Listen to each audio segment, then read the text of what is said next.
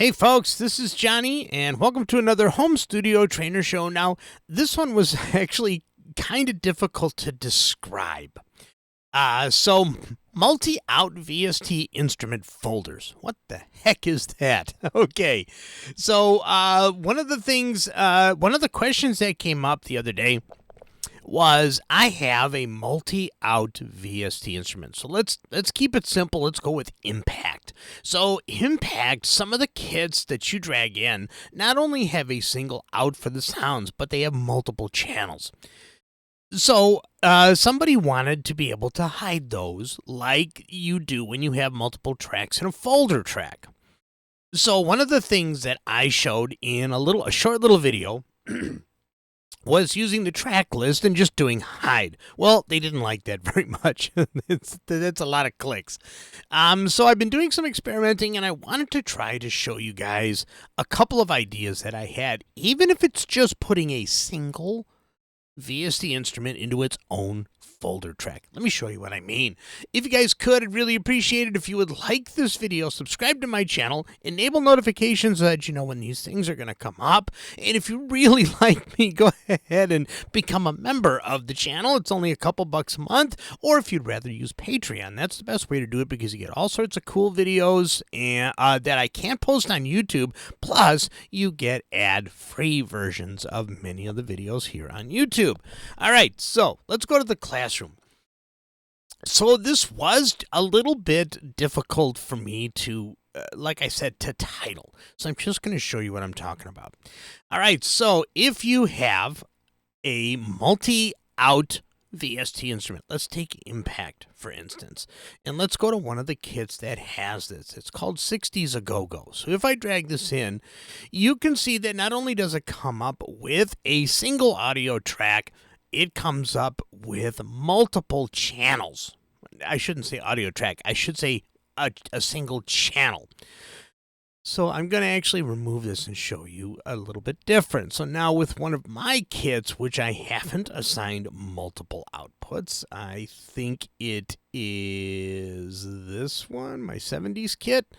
There we go. All of the sounds come out of a single channel. So you can see here that I've only got channel 1 selected on all of these. If I open up, I'm kind of digging myself into a rabbit hole. If I open up the instruments panel, there's only one output. I could create more outputs, but I don't want to do that. So on VST instrument presets, let me move this, that do have multiple outs. I'm going to bring in the 60s A Go-Go kit again. Now you can see I have multiple outputs here. And if I open up the instrument expander, now you can see that I have a whole bunch of outputs. So I could just hide all of these and then they all go away. The problem is I would have to reassign all of these pads to the single output. All right.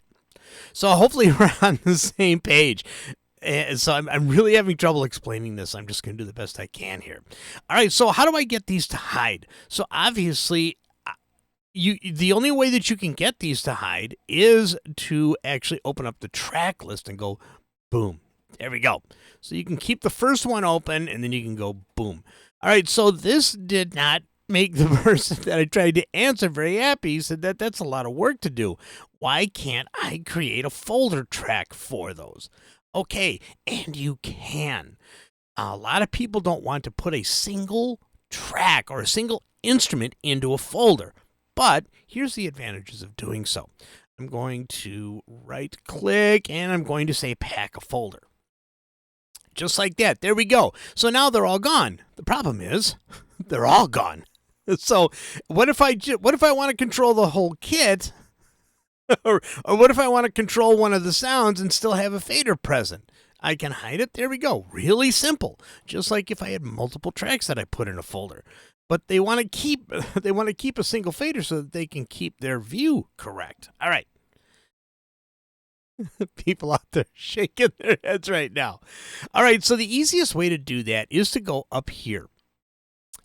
And you're going to say add a bus channel. Boom. So now I have a bus channel.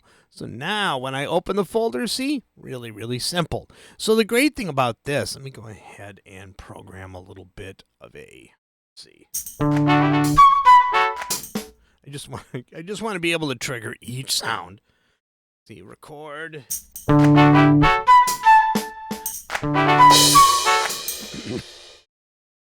Rico, that's a nightmare. All right, so there we go. Beautiful. So now the advantage of doing this, creating a bus for everything, now I can control all of the channels from here, and then each of these are actually assigned to a particular sound in the VST instrument. So what happens when I close the folder? Boom. Really, really simple. It really gives you the ability to use the folder track for just a single instrument, yet be able to folder all of the independent outputs that you have assigned in your instrument. And I didn't think of this when I was asked the question, but I do believe that this is the solution to the problem. Just being able to create a folder for a single instrument and then creating a bus for the entire instrument to be able to control all of the volumes in your kit, expand the folder, and then you can adjust all of the independent sounds within that kit. All right. So I don't even know. I'm not even sure if the title is completely accurate. So hopefully, if you made it to the end of this video, just put a comment in the comments section that just says "yay." Because I'm not sure if I lost anybody like halfway through this, because it should be easy to describe, but you know. Sometimes I lack the ability to completely describe what's in my head. So hopefully the showing you in the video helps a lot. And yes, this is a John Lennon shirt. It's one of my favorite shirts, and I can actually fit into it now. Imagine that.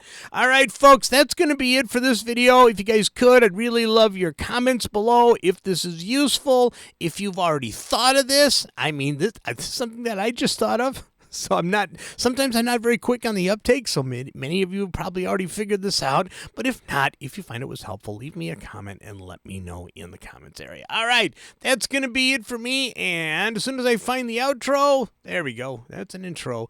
There it is. I'll see you all in the next video.